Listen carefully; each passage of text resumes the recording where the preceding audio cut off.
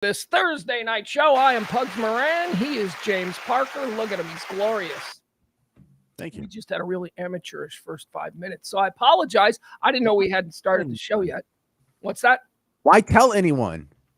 Because I'm that kind of a broadcaster. I like to pull the curtain back and allow people to see stuff. I know that all your many high-paid consultants and, radio programmers, they'll tell you different. But I learned from Hall of Famers, James. So, I'm just going to go with what works. Look who's here. It's E. E's here, everybody. Hey. Now, you are right, though, James. That's a part of my long habitual broadcast habit of chasing rabbits. So you are right to point that out. E is with us. Everybody, so just at the start of the show today, while you folks in the chat room get yourself comfortable, I want to tell you a bunch of things I want to talk about today. I want to get to them all. I don't want to leave anything on the table. So, let's get moving here. Okay. I want to talk about Britney's divorce. I got hot takes. I got real opinions, especially now that the stories from Sam's side of things are starting to come out. This is going to be good. It's going to be one of these ugly divorces. Okay, so I want to mention that. I also there's a combination of stories that are happening today that I'm fascinated by. I mentioned one of them on the High Noon Show, Monday through Friday at noon. It was about how the International Chess Organization has banned transgendered players. Because, I don't know, like if you were born a dude and then suddenly decide you want to play women's chess. I mean, I don't know what that's about. Anyway, in reaction to that, Enes Kanter Freedom. You probably know him as Enes Kanter, the former NBA center for many teams, much traveled. Number 3 overall pick, though, I believe, by Utah back in like 2010 or so. Enes Kanter is making the rounds because of a pretty provocative hot take that he's got on the idea of transgender, sports, all that stuff, So I want to get to that as well. But I'm sure, and I know that, James, you probably got stuff. And E had a wang dang dilly of an afternoon. And he's got a story, and I want to talk to him about that. So, James, the floor is yours. If you want to deflect back to any of those, or if you got something of your own, go ahead. Now would be the time. I didn't hear anything about this chess story until you mentioned it just now. So, what's the meat on that bone?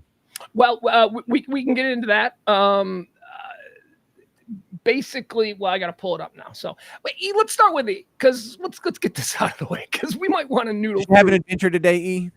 I had an interesting morning. Can you frame your face better? Can you? Well, let me set it up like this. We got a very exciting weekend coming up. Very exciting. My son's got his first big high school football scrimmage on Friday night, and it's here. Crazy enough, happenstance as happenstance do. It's here in Highland Park at Highland Park High School versus the Highland Park.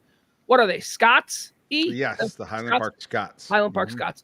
So we're very excited over in this house. My son is very excited. It's going to be uniform day and all that kind of stuff. So we're going to go watch him tomorrow. And E and I were talking about, just dad stuff, just different stuff about my kid and his kid and all that. And then E goes, oh, and by the way, E, take it from here. Tell us about your morning. Well, so for those who follow, for the last 2 years prior to this, when my son was in elementary school, I did carpool, which meant every morning I would go there early, open up the doors for all the moms when they're dropping off their kids. And that was something that I did for 3rd and 4th grade during the COVID times.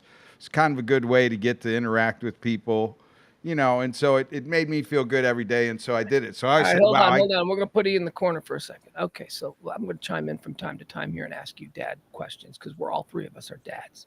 Do you do any of that stuff? What stuff do you do? Well, first off, I frame my camera better, so I'm not only looking at the middle of my nose up. Go ahead. And then the rest of the frame is just blank space. That's the first thing I do. Mm-hmm. No, I've done some of that stuff, and you end up sort of volunteering, not because of any great altruism. James, that's great to hear. It's great to hear you're involved. He does all of it, like all of it. Like he's involved in every parents club. He's like, I'm surprised he's not driving a school bus. Okay, so he's out there. He's like Captain Carpool. He's running the show out there. Go ahead. So, like I'm out there, and so I do the carpool. So when you go from elementary to middle school, it's a big jump. Like the kids are not babied as much at elementary or at middle school as they are at elementary. So now this campus is a lot bigger, and it has 3 drop-off points. So for you to do carpool is dead. You can't do it. So basically, you've become like a traffic kind of cop director, right? So I'm 3 days in, and last year I got 2 days in. I'll say prior to this, and I got a call by the University Park police chief that I couldn't do what I was doing anymore. So I essentially got put in the Well, vent. well, hold on. What were you doing? Were you dancing? Were you one of them dancing? No, carpool I guys? was going out in the middle of the street and forcing people to make what would have been a left. You're I directing got it. traffic. You've Oh. appointed yourself traffic cop. No. Well, yes and no. Okay. I mean, but I was. He's got to go away. He's got to go away. Let me explain what's going on here. This is something that you, the audience, don't know. There are 2 very distinct Amels. Both of them lovely people. Both, give a kidney to or bone marrow, whatever they need. But there are 2 very distinct ones. There's cool, chill, laid out, everybody's best friend. Where's Amel? That guy. You want him at the party. There's that guy, the guy we know. And then there's Boat Captain Amel. And Boat Captain Amel don't dick around. You don't play with Boat Captain Amel. And I think the kids in the carpool lane, I think they're getting Boat Captain Amel. Go ahead. It's got nothing to do with kids. People are calling to complain. I know the 2 U's. Nobody's complaining about the one we all like. But yeah. No. This is not about me and kids. This is about me and allowing the kids to get to the school, and you thinking that you are privileged or somehow, excluded from the group. Wait. Are you saying that a Highland Park mom in a minivan, which is probably a gold-plated Lexus, might feel entitled and not want to follow the rules of lowly carpool lane chief Amel? I'm saying that last year on day 2, after getting birded on day 1 and then getting the bird on day 2, that I got a call on day 3 from the police chief, or they got a call from the UP police chief that said that I couldn't go out and do what I was doing anymore in the middle of the street. And would I refrain from that because they didn't have insurance and I wasn't covered? And I said, well, okay, if that's what you need me to do, I will not go in the street anymore. But I still wanted to implement a change there to make it better for the traffic situation because people were getting pinned in. Anyway, long story too, this all led to me Sounds like you're terrible at the job. I mean, it sounds like your heart is in the right place, but the police have been called. 2 days. Now we got a new year. So how many days in are we now? So we're 3 days in. This is day 3. So I got past last year getting the UP police chief called on me, and I was proud of myself as I was walking the campus this morning. I have my parking vest on. I have a little bit fancier parking vest. Mine has got an extra color of neon, so it looks like I'm different than the actual working parking garage parking things. But I kind of look like I'm the captain, so I'll walk around the campus. All right, see what I mean, James? This is all he loves being Amel. He does. He's got his best, but his is better. He's got the extra drive, so it differentiates him from the other meager carpool volunteers. Here's what's going on. Why does he care? No, well, because he's involved, and honestly, that's a good thing. But here's what went on when he got the better vest. He knows in the back of his mind, he's like, if the shit hits the fan, I'm taking charge anyway. So I want to have the vest. Now, that's not how he goes about his life, but you know what I mean? Subconsciously, like that's why he wants there to be it's not a bit that he is distinctive from the rest of them and could in fact be someone of higher rank. What are your thoughts so far? What does he look like besides the vest? Because I imagine if you see Amel with his long hair and a ball cap on and his big sunglasses, and now he's got a construction-looking safety vest on, you don't look like a guy that is just out of the altruism of your good heart volunteering to be around little children. Dude, you look court-ordered. Court-ordered. Right. You're doing something. You could be calling you like that. Did actually happen when I was at Bradfield. Because I was walking around with a sign for one of the restaurants in the carpool lane because they had given us free food. And so I was advertising to the moms carrying this like sandwich board. Yeah. And they called the Highland Park. They called the Highland Park cops. I mean, said there was a homeless guy trying to sell what Macero food in the carpool line. You got panhandled. They called the police Right. on you. They thought that. And Okay, so what so- happened today? Let's talk about today. There was an incident. Yeah, You anyway, look all like right. a So free today, candy guy. That's your problem. Is you look like a free candy guy. We provided context. We know who you. We know your troubles. Now tell us about what happens today. So- New year, fresh slate. this is where you said you were going to put the map up. So it's a big square here. It's a huge square. And so there's cars coming in at all these different angles. And Okay, hold on. Let's show people what's going on here. For those of you who are used to going to normal schools in normal towns, this is a middle school. This isn't a high school or a junior college. This is a middle school. So I got my cursor. You tell me where it needs to go. all right, so you're out there actually, your cursor now, you're going around the school. That big green grass thing, that's the school that playfields. yeah, that's the field. Okay. Okay, right there. Well, hold on. Are you there? No, you're at this state. You're at SMU. Go down. Am I? Yeah. Highland Park Middle School. Highland That is Park not Middle School. you. McCullough Intermediate School. I'm at the corner. Where does it show it? I can't see the. Oh, you're on the back side. Okay, yeah. Okay. You I want me get to where you're turn? going. Well, we can turn. Google Maps Yeah, can let turn. me get. Okay, so where's the corner that I'm? So here's the standing? front now. So now we're Where's facing the front south. of the school? Front of the school is right here. McCulloch. That's one of the clans, the Highland clans. Yeah. Highland Okay. Park- All right. Highland So there Park we Middle are. So School I in can see it McCullough. now. Okay. So I got it blown up. Okay. So Can you see my cursor or no? I can No, just just see mine. your cursor. Okay. So if you're there where you see McCullough, Mm-hmm. take your cursor down to Key Street. Key Street over here. Here Okay, I am. right there. Okay. I'm at the corner So of Key Street. you're and at the McCullough. corner of Key Street and McCullough. Okay, so no, this is Granada. This is Granada right here that you're on. Okay. Okay, so Granada and Key Street is where you're at the corner of. Okay, Granada right there. Granada is one way. It's one way from over here on High School. Go back towards where the entrance of McCullough is. Go back down. There's Granada. high school. Here's high school. Right. Yeah, okay. So that's the entrance of the school right there. Right. Okay. All the way down Granada, it's one way. One way. Okay.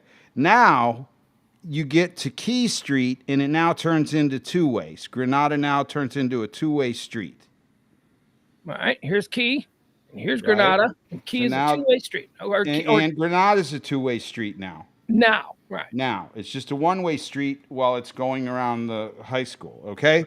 So it's early in the morning. It's 7:45-ish. We're about to get into the heat of the matter because everybody's rushing on this place at 8 o'clock because It's showtime. that's when all the kids are going to be there. There's 2,000 kids at this middle school, so we got a lot of kids coming in. We got 3 entry points, okay, where they're coming in. And that is essentially they're over on High School where the front of the school is. They come in on those 2 side things over there on the side of High School. They come in on the side over here of McCullough, down Granada. And then if you go to Key, you see how they loop in and they come in on the back side, go up, and go around that little corner there. No, the corner. You're going into the Key school. right here. Yeah. There, and go into the school now. Go, nope. Right, make the turn. Go there. Now there you go. Go into school and you loop around there.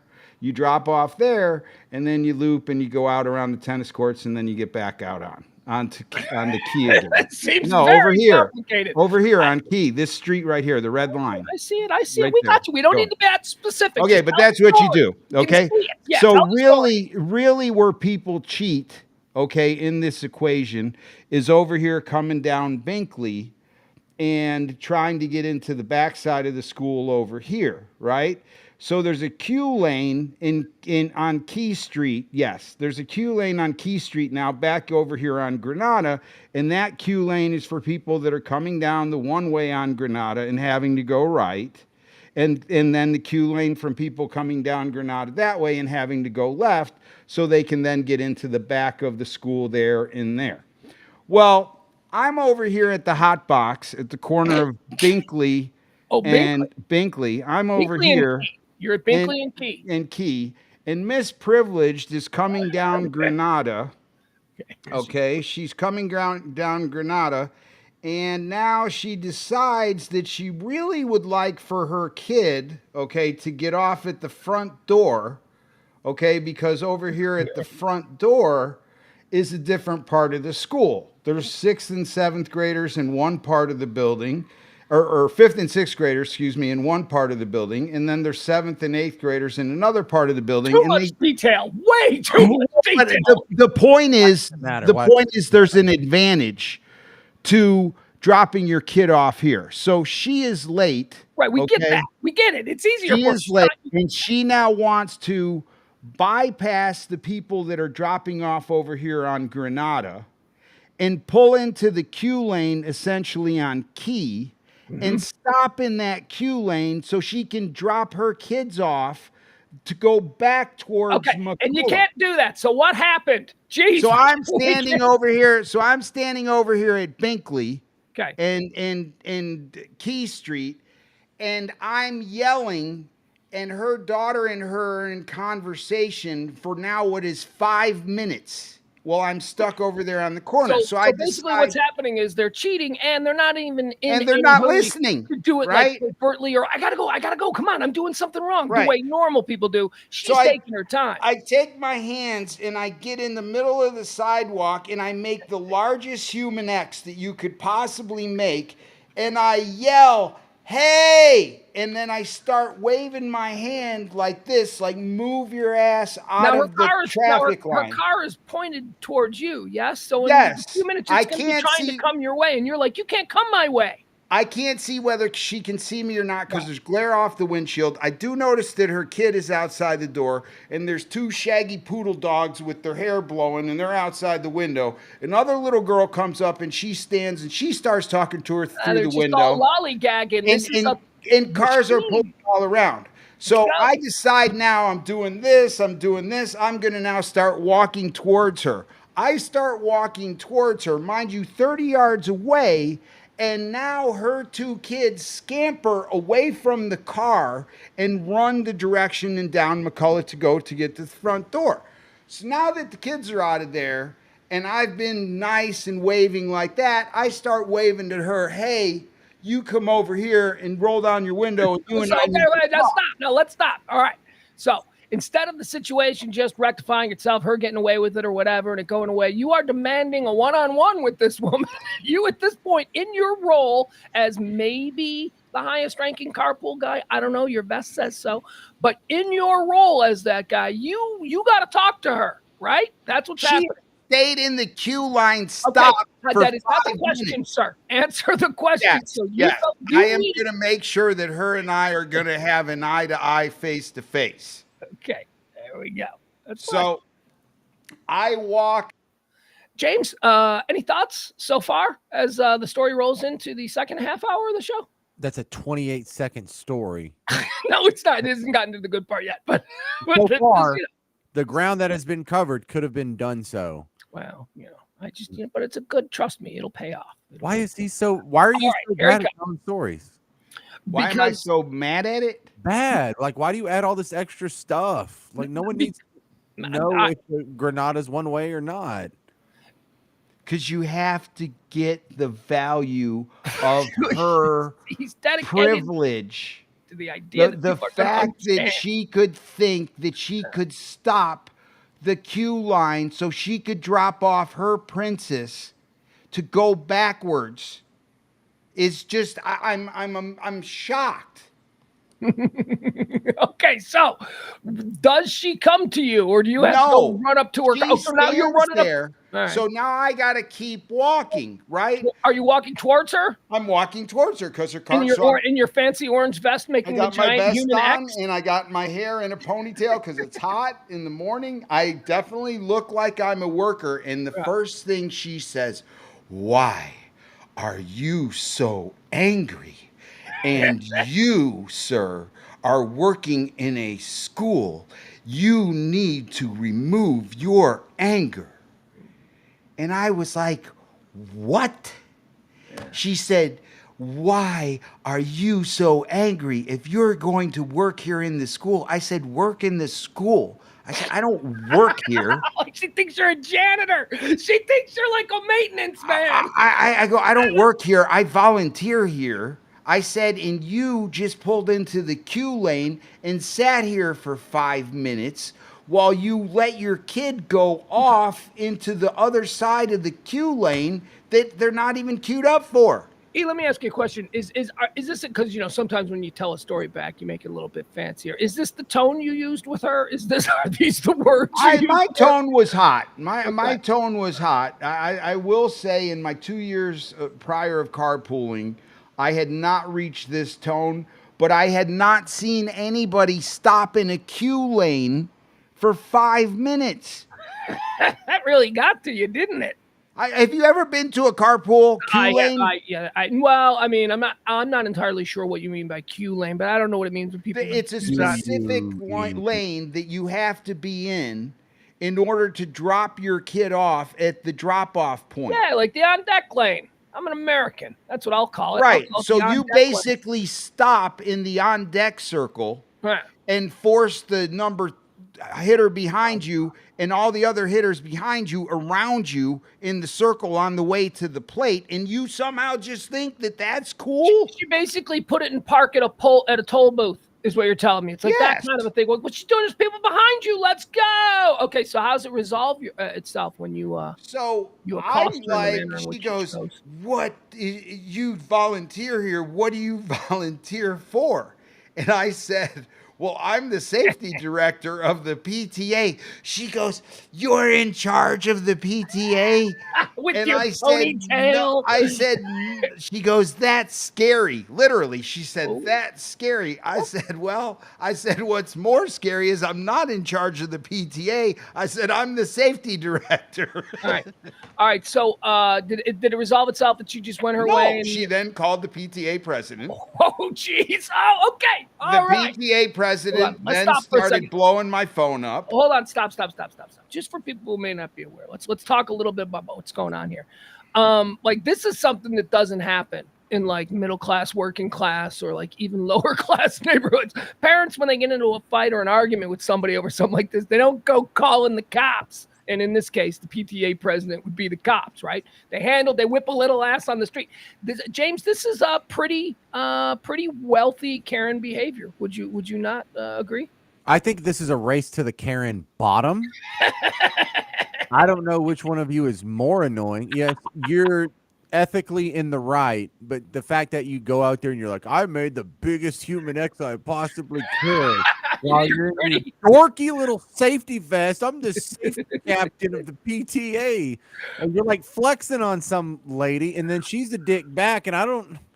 This lady, my husband is one of the president's attorneys. She's like probably one of Trump's attorneys. She thinks she is the shit, and she's got to take it from you in your fancy orange vest with your pot hat. Do you wear your pot hat ever? No. I make sure that all my suggestive T-shirts are not worn on campus. So now we got the authorities involved. We got the so how does this blow back on you? She tells me she's going to call the PTA president. So at this point, I'm 3 days.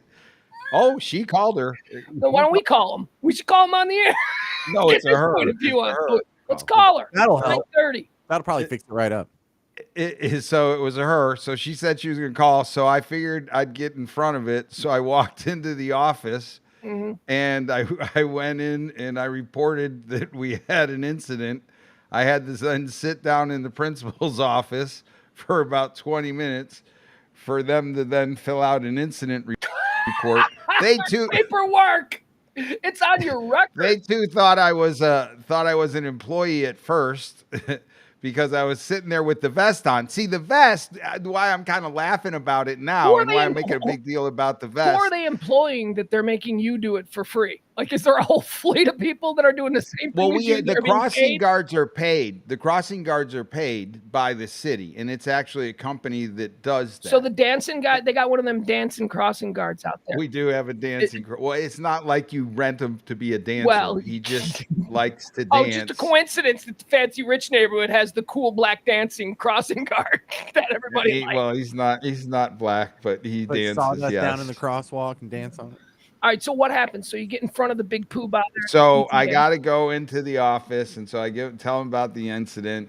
Basically, it sounds like a Karen, is going to call. James, let's paint the picture here for the audience. What do you think the office of the PTA president of the Highland Park Middle School looks like? What are we talking? Because now the school is a beautiful facility, and it's like this 100-year-old that's been refurbished every 20 years. You know what I mean? It's beautiful. This it's is nice. the middle school, and what I'm picturing in my head is those interior scenes of the school in the movie Rushmore, the Wes Anderson movie Rushmore. Me too. Like a giant moose head on the wall and like not right now, but and if you go back in like a couple library in a couple months, it'll have like some red leaves falling gently to the ground. So you and I agree. She's in front of a big giant red oak desk, and it's dark leather. Right, the chair that she's sitting in, it's dark. Right, it's very. I'm just trying to imagine what it's like. All right, E, what was it like inside the Grand Poobah's office there? I didn't go to the PTA office. I went to the principal's office. That's what I was. Yeah, not the PTA. Yeah, I'm sorry, but I went to the principal's office. So I sit in the principal's office, and then next thing I know, the principal's assistant comes out, and she thought I worked for the crossing guard company, and I said, no, I'm here, I'm volunteering. And she goes, oh, you're replacing the last year's person. And I said, yeah, that's me. And so she goes, were you the one that got called last year by the UP police guy? She remembered me because of day 2. And I was like, yeah. And I said, well, this year it's day 3. So I made it to day 3. So anyway.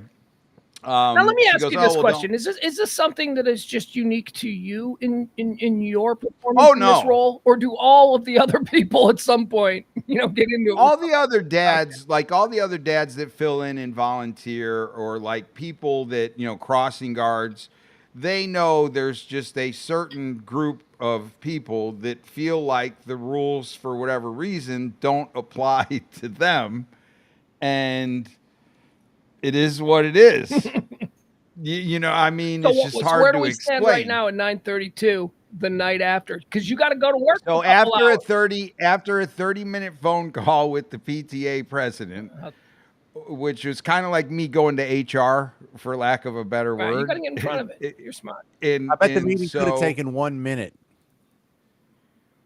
Well, you would think so, James, but we went over a lot of topics and on the queue lane and all this other stuff. Hey, let me ask you. Wait, stop. Here's a very important question: Is the president of the PTA? Is he also a parent of a student? Is she a parent? Is she a parent of a student? Yeah, she's a parent. So she's not an outside management type that runs. No, this over. Okay, no. All right. I was gonna say, because if it's right, an outside and the other thing, they kiss parents' ass. Yeah, and the other thing I told you when we were having the dad discussion was that it was day 1. Dominic came home and he said that the kids were making fun of me in the cafeteria, right? And then he said he came home day 2 and he's like, Dad, they're calling you the bike police because I'm the guy running around telling all the kids they can't ride their bike on the 4 corners. They hate you because of the electric bike, so they hate me. So I'm now hated. Oh, you're that guy. So I've turned into that guy. So chode. He's such, because I think I gotta protect the kids with the electric. Have you seen the amount of electric bikes we have? James, the bike rack at this middle school is probably $2 million. I'm not kidding you. I would guarantee you the bike rack is at least 300, 400,000. maybe that. Every one of these kids has one of these fancy $10,000 electric bicycles. Super 73s. Yeah. They're not 10,000, but they're whatever. like. And if they don't have that, they've got some French another version of it. Bike. If it's not a motorized bike, it's a super expensive regular bike. So yeah. Yeah. So those kids are coming down those sidewalks, those 4 sidewalks, at 30 miles an hour on their electric bikes. I mean, not on my watch. I'll tell you. What are you, a hall monitor now? What is this? James, that's what I'm saying. There are the 2 E's. We know the other E. We know the other E from the 90s. We know his story, the way he lived his life. This is why he's on duty. He's boat captain E. That's a completely different person. That's an authoritarian figure. That's a totalitarian guy.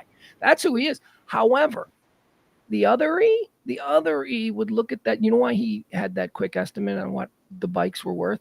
Because the old E, the other E, would figure out a way to rip them bikes off in the middle of school day and then fence them somehow. But he's got to fight that because boat captain E, who was on duty, is not that E. All right, he's back now. All right. Whatever. Oh, well, you're not supposed to be able to hear our private conversation. No, well, you're coming back a little early. So, but anyway, the good thing is I'm still going to the job tomorrow. As far as we know, you could walk in and there'd be another guy there. So why'd you get punted in 2 days last year? Because I was in the middle of traffic and I said, if I can't go there, I can't fix the problem. Remember, he was hawking food. Somebody brought him free food, so he was walking around with the sign. So I was telling them they needed to go left down Shenandoah if they didn't have a kid in the car. All right. Well, there you go. Quite the morning. We're going to have to be updated on it next week because, what if you show up and you don't have a job anymore? I don't know. I love this neighborhood. I love that I'm like a fly on the wall in this neighborhood. I love that I'm able to just comment. How did you get roped into this? Well, you've enthusiastically volunteered, I guess. Oh, absolutely, he did. Yeah. He does all this shit, dude. He's the guy. Hold on, shut up. He's the guy that ruins, his Saturdays on the lake because he's got to go save some crackhead from this is what he does. He wears a cape. I can't explain it. Go ahead. Nah. Well, you're also. No, I just I look at it like sometimes I know that I've done some dumb things. So people do dumb things. But here, it's just turned into more of it's more of that guy than it was just opening doors. So I've got to tame that down. But I think early on, if you're strict on you got to walk your bikes on campus, you can't ride them. Once they get through the couple of weeks and knowing that the rules aren't changing, then, it'll get easier. Dude, you're old Rick. Old Rick was that guy to me growing up. And old Rick was probably 39. Well, I will tell you what was funny yesterday. So it was the afternoon. So today I got into it with the lady. So it was yesterday afternoon. I posted up over at the bike rack and I'm basically there and I'm like, hey, everybody, thank you for walking your bikes on and off campus. Thank you. And so I'm thank you walking their bikes. And they're all just going, thank me. Yeah, they get half locked down and then they're like, right. So I hear these three. What's happening in the cafeteria? Your son, let's get up to speed. So his son comes home and says, Dad, they're making fun of you in the lunchroom, man. What are you doing to me? All right. Right. So yesterday, these three little shits come out of the bike rack and they're like, hey, if you go this way down here, he's talking real loud and he doesn't think I can hear. And I don't know how I could, but the wind's blowing. He's like, if you go this way down here, we can jump on the bikes over here and we can tear down high school. So I hear that and I'm like, really? Really? Y'all are going to do that? And so I start walking and they don't know I'm behind them and they're walking and I know where they're going to make the left. So I preempt that and I go down the sidewalk so I can catch them there. And sure enough, they get on their bikes and I'm like, get off your bikes, please. And they turn and they look around and they're like, how's he behind us? Do they listen to you or are they like? Oh, they listen. Oh, so they're listen, but they're trying to get away. Because we never listened. We would be like, they're trying to get away. Well, mind you, they're having to go past UP police officers. They're having to go past the principal because they got teachers out on the perimeter. So when everybody's telling them to get off their bikes, they're getting off their bikes. But I'm basically the one where that is the task. Hold on, let me stop for a second. I called them pussies. I suppose I could call them good kids. I guess they're good kids. All I'm saying is sometimes I have to say it twice. And most of the time that's because they got earbuds in and they can't hear me because they're going in another direction. Sure. Or they're not actually listening to anything. They're talking to their friends. They're just wearing earbuds so that they can tell adults when they don't listen. They're listening. Yeah, whatever the trick is. Yeah, whatever the earbud trick is, sometimes that's how they get away with it. But for the most part, they'll get off. So they get off. And so I then just walked him the whole way off campus. And I finally went to him. I said, look, if you need to ride your bike, you can ride it on that side of the street. You just can't ride it over here. And they looked at me and they, okay, mister. And they walked across the street. All right. But I was having fun. All right, with let's it. wrap it up. What do you have? Oh, okay. James is on his way out. I was just Getting a drink. It was just easy. Okay. I was just transitioning, and now he's stepped away. That's what are you gonna do? All right. So here, let's see. What can we get into? Just you and me. Oh, all right. So tomorrow. So one of what he and I were talking about this morning before he told me that story about how he had gotten into it with some Karen today. We were talking about my son's football game, which my son lives a distance from me, not a great distance. It's like 20 minutes up the expressway, but it's a different school district. It's a different than where I stay. And it's just kind of neat that he is coming to play us. Usually when I have to go watch his scrimmages, I gotta go to Allen. I gotta go, I gotta go to Frisco, Prosper. I've been to some places, man. So it's kind of neat that, they're coming right down the block, right? I could walk to the game if I really wanted to. So it's at 7:00. So we're going to go do that. And one of the things he and I were talking about was the dilemma that I had, which is it's my weekend with my kids. So he's supposed to come with me anyway. I would have picked him up after football practice and brought him here, but he's got a game. And he's coming here. So is it possible that I could figure out a way that he wouldn't have to go back with the team, all the way back up to where he lives, and he could just stay with me because, he's playing in his dad's backyard and it's his dad's weekend. So, but no, that turned out not to be a plan. He has to go back with the team.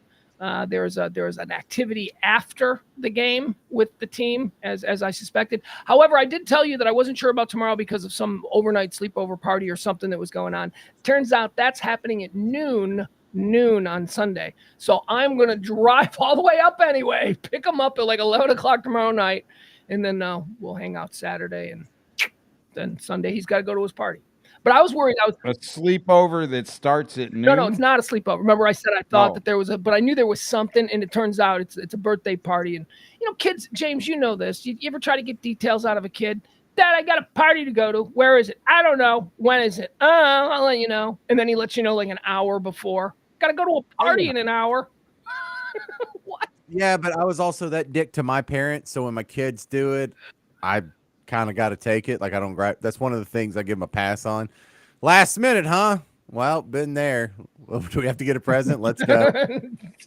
I don't even get mad because I did that to my parents like 10 times and I kind of earned it. It's fine. It's fine. I was just the conversation that he and I were having was that I was, it's been really nice the way things are because he's been a little kid, but now he's going into high school. And there's like a different element that I, as his father, have to be aware of and want to make sure that he knows I'm staying fluid with, because he won't like if he's got let's say he's got a date with a girl, right? Let's say they're all going out together and there's a girl he likes and it's a Friday night, but it's my Friday night. He might be like, he'd think I'd feel bad.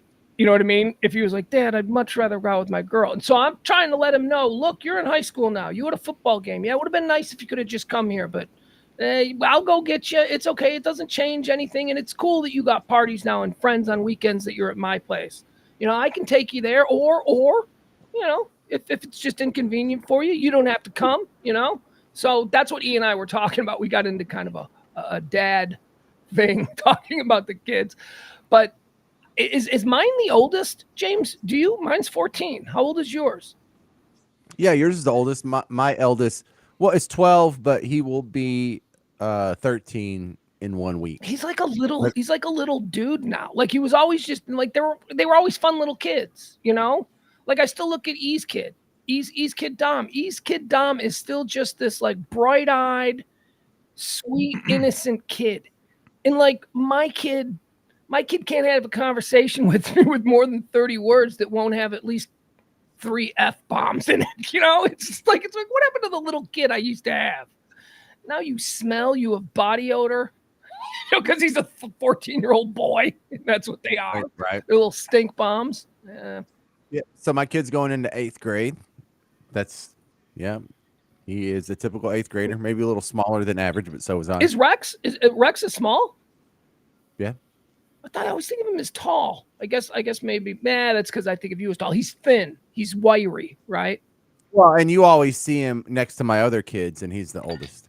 Yeah, you're probably right. Oh, he's the tall one, but okay. Compared to So transitioning now, boys, we brought. Well, what do you want to do? Because again, we're almost out of time now. So do you want to talk about Brittany's divorce in what Sam Asghari is saying? Do you want to talk about what Enes Kanter had to say about women playing men's sports or men playing men transitioning and then playing women's sports? I understood that as Inez Freedom was going to give his opinion on the chess world's new transgender policy. Those are not connected stories. No. Well, no, yeah, they are. They're on adjacent sentences, and I kind of put them together in my head. I'm sorry. They are connected stories in that they were talking to him about that among many other things. But then he started talking about the broader picture of more, obviously it's funny. The idea that what we're talking about here is that some international chess organization, apparently the big one, they've come up with some rules, and they've been pretty controversial.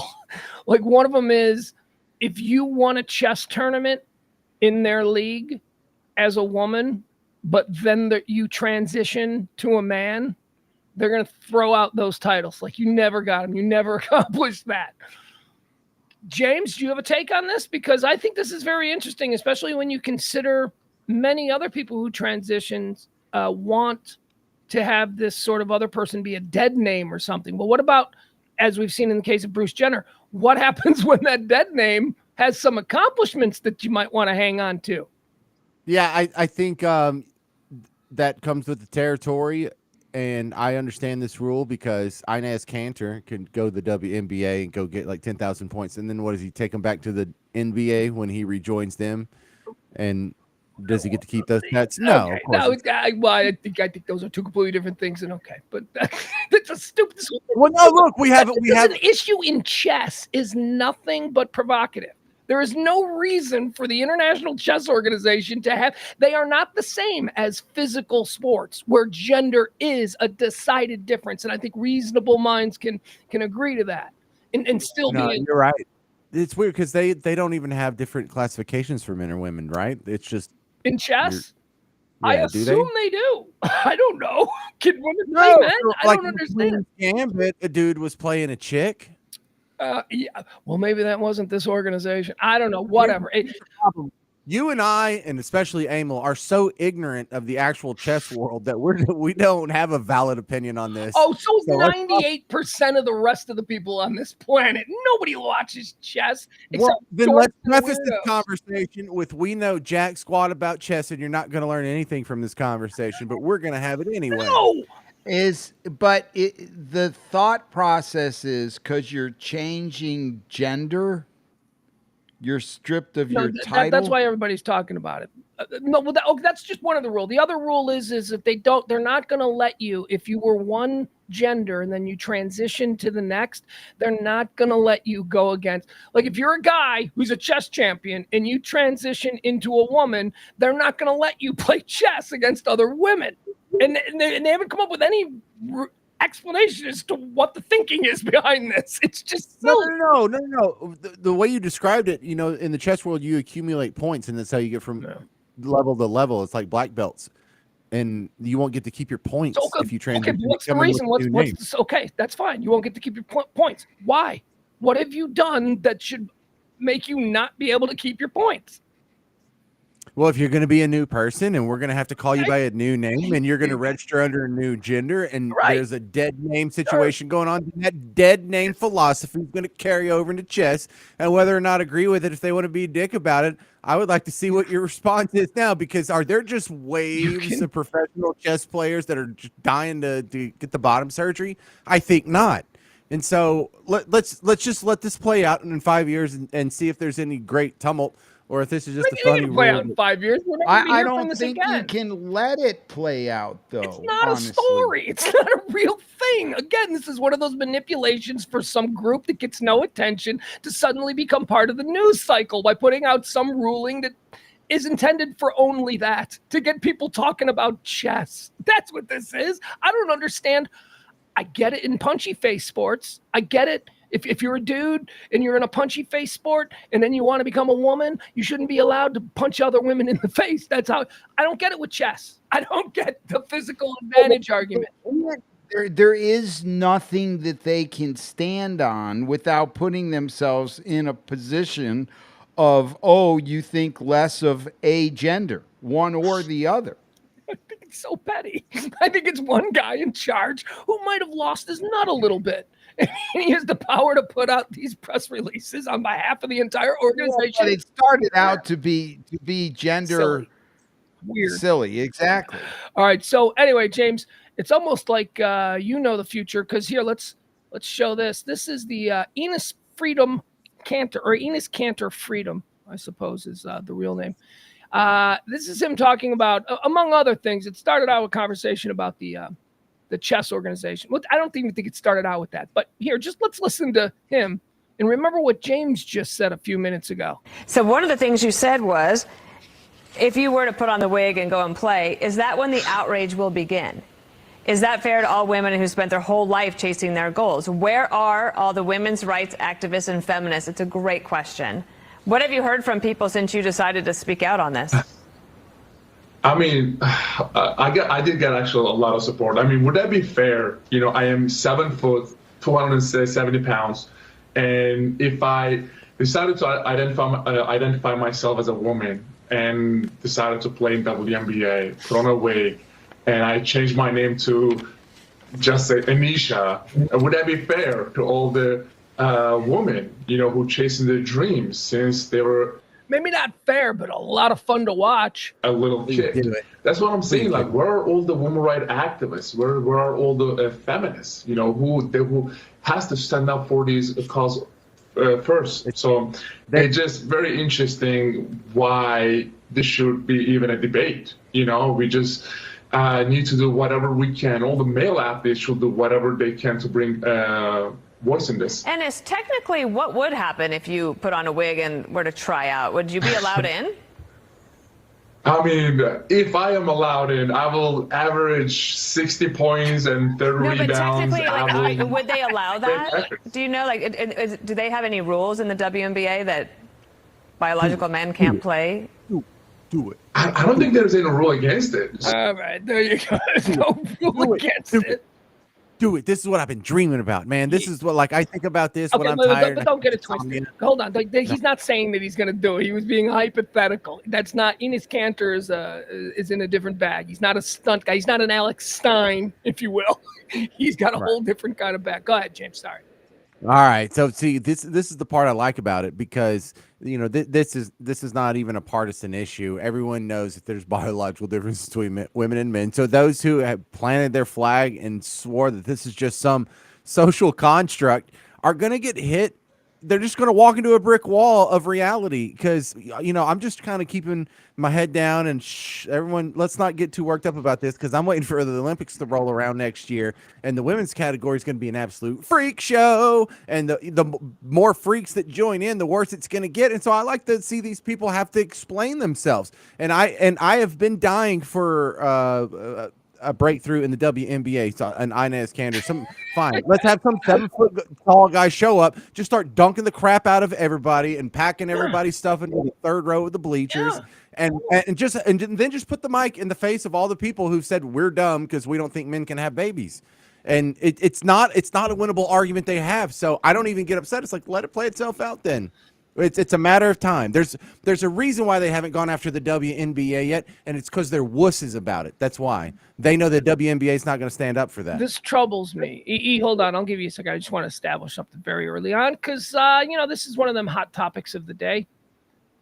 It troubles me that there are people who refuse to acknowledge that there is a physical difference between the genders, that there is a strength, a speed, a power, a muscle size, all of that thing. There is we know this. This doesn't mean it's better, and we're not saying that that makes them better than women. But no, it makes the man caveman stronger than the female caveman.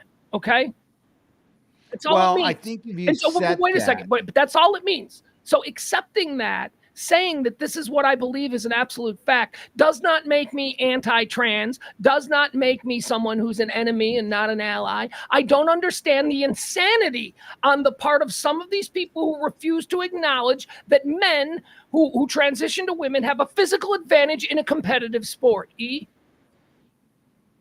I think your problem is because you're a man that's larger, you can willingly in your mind accept that, well, I am going to be stronger than majority of women. But there's then this subgroup of people that are like, well, the minute we admit that men are better than women at anything, then we're taking the second seat as the gender. So even though that doesn't sound good, we still have to accept it's it. crazy. It's crazy. And honestly, the situation with the WNBA, if there were to be a collegiate level, a top tier level male basketball player who then transitioned into a woman, everyone knows they would absolutely dominate that league, just as what Enes Kanter Freedom just said. Everyone knows that. That's the good part. Let them argue against it, and then just let it happen. It's not going to happen. It's not going to happen. It won't be allowed to happen. Long enough Beyonce will get involved. It'll have to get further down the road than it is. But if this doesn't turn around immediately, it will. It'll happen in the Olympics. You think there'll be a trans basketball? You think that's very interesting because I think it'll happen in the Olympics first. Well, it's probably happened back in the Soviet Russia years. Come on, man, it's probably already happened. Some of those Russian Soviet women's teams were probably made up of dudes. So I was kind of disappointed how diminished the 2020 Olympics were because, stupid coronavirus. So they didn't have it until 21. And there were a handful of trans, and I mean like 4, I think, trans athletes on the women's side making hay. And I was just saying, I hope nobody stops this in the next 4 years because it's only going to get bigger. There's only going to be more trans people getting into more competitions and just flipping the table on all these arguments to where they can argue against you, but your words are going to face reality one day. Well, it's an emotional argument that is based on existential things. Really, the argument is about why don't you accept these people? That's the baseline argument. This is just the mechanism that manifests that argument at a greater level. Now, with the case of the Olympics, and I love that you brought it up, James, because we've seen this before. We've seen this, and again, I mentioned let's remove the emotional, right? Let's remove the emotional argument about are you an ally or not? Let's remove that. The fact of the matter is, as I've stated, that men are more physically capable, stronger, more powerful. No woman is ever going to be the fastest in the 40-yard dash. No woman is ever going to lift more weight in a weightlifting competition than some Icelandic dude, right? We know this. But what about since we are talking about the physical tool, right? The male body being a better physical tool for one-on-one athletic competition. We all agree that's true. So what about a couple of years ago? Do you remember when Oscar Pistorius tried to run? He tried to get into the Olympics. He wanted to be able to run. That's the Blade Runner. This guy with the prosthetic legs from South Africa. The Blade guy. He's faster. Yeah. He's actually faster than a normal-legged human being because he has these tools. And he had made the argument that he should be able to do it. And, how do you make a distinction between? I think I see it as almost the same thing. That no, of course, Oscar Pistorius should not be able to run against Ben Johnson or Carl Lewis, whoever it was. He's got machines on his legs. That's not human bone and muscle and fiber and ligaments that are going to tear. He's got a serious advantage.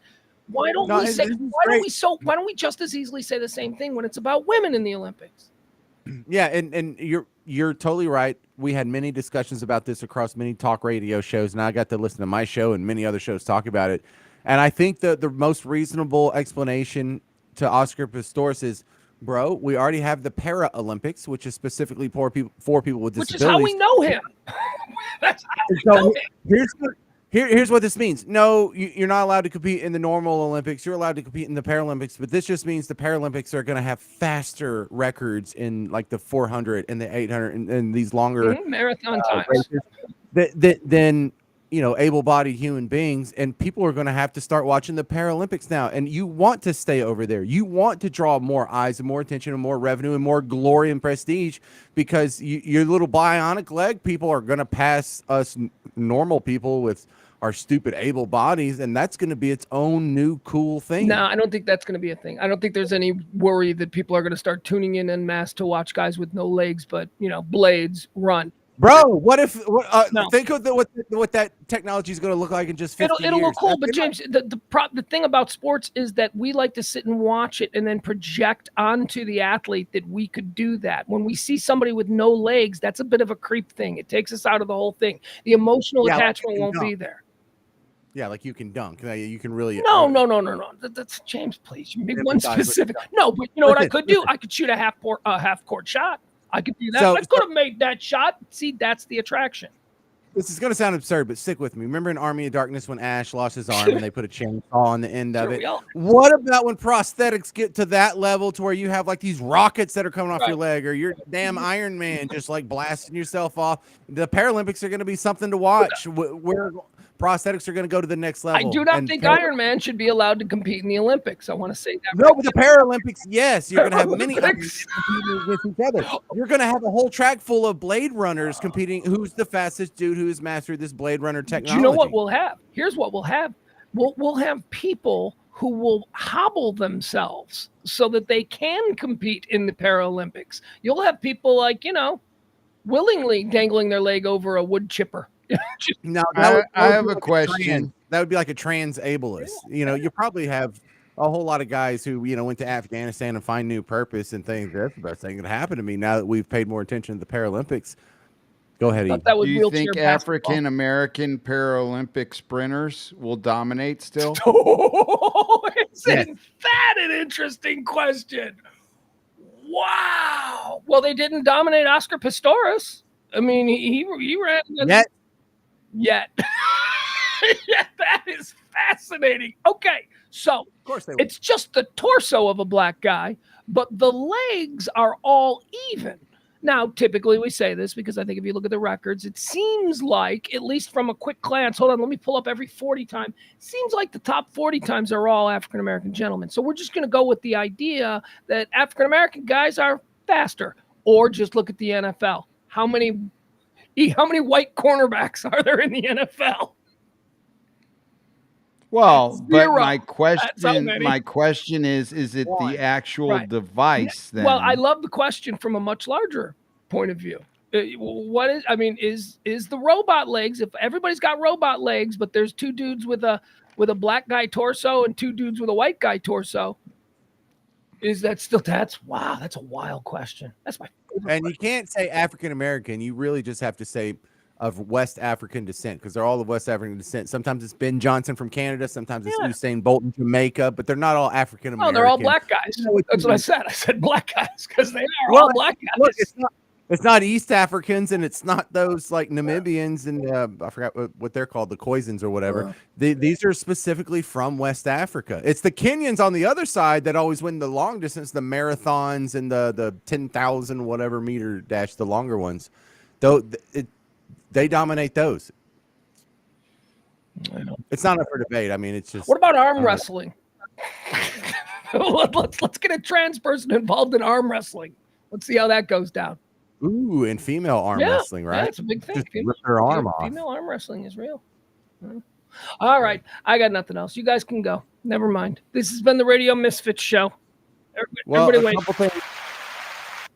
Hey, I thought Missy Elliott was making a comeback. Remember, she was on the Super Bowl halftime. She just showed up a few years ago. She's like, I'm really releasing a new album with Pharrell or whatever, and she didn't come back.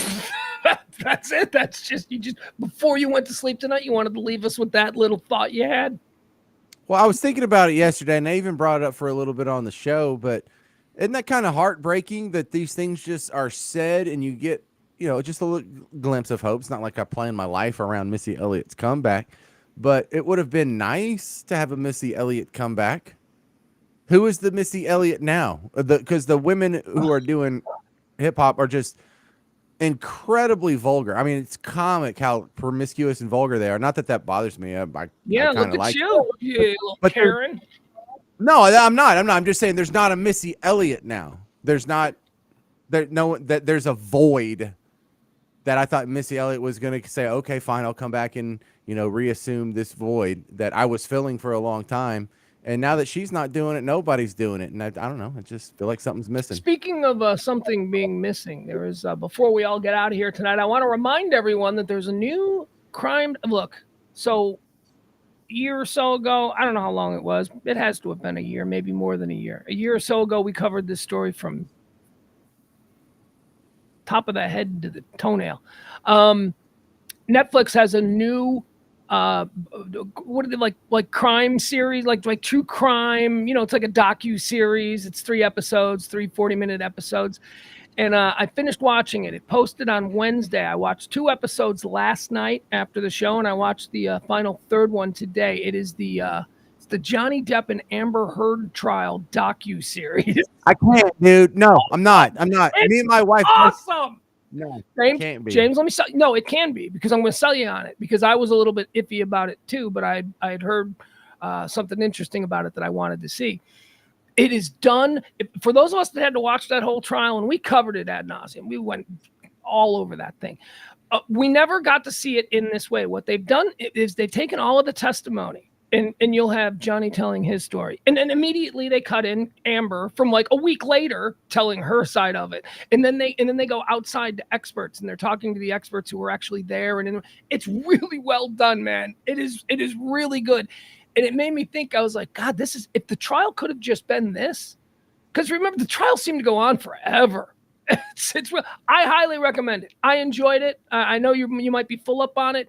It's different. It's not like more of the same. It's actually really interesting, and they do a really good job of reminding us of how balls crazy that trial was. There's shit I forgot. I mean, we all remember the Amber Turd and the bed incident, and maybe we remember the bottle incident, and maybe the well, there's a whole bunch of incidents that we remember.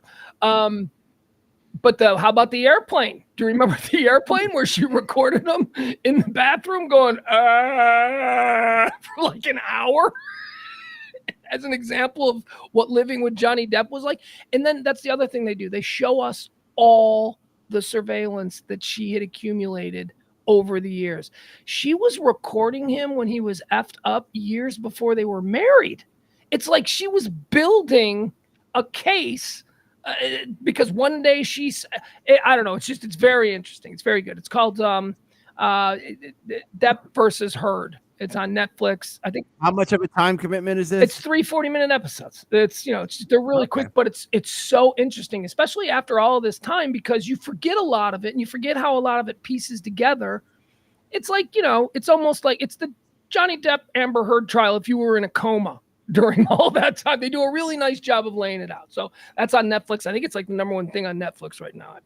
I know it's one of their hot shows. So people will be talking about it, and I can see why, because it's very well done. E, got anything you want to say in closing?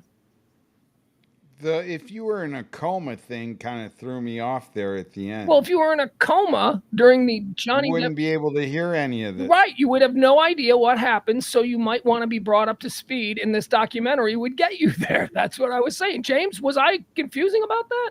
It's a great rhetorical flourish to say that even if you don't know anything about this trial, this documentary can rope you into the backstory. As if maybe you were in a coma is the reason you don't know anything about this trial. You don't have to know anything previously. This is not the sequel to a movie you haven't seen. No, it's really good. If you didn't know anything about the tour, and if you did, it's fun to watch because it brings back all kinds. I just envisioned being in a coma and not being able to watch. No. Now, if you're out of the coma, you missed the trial, you can watch this.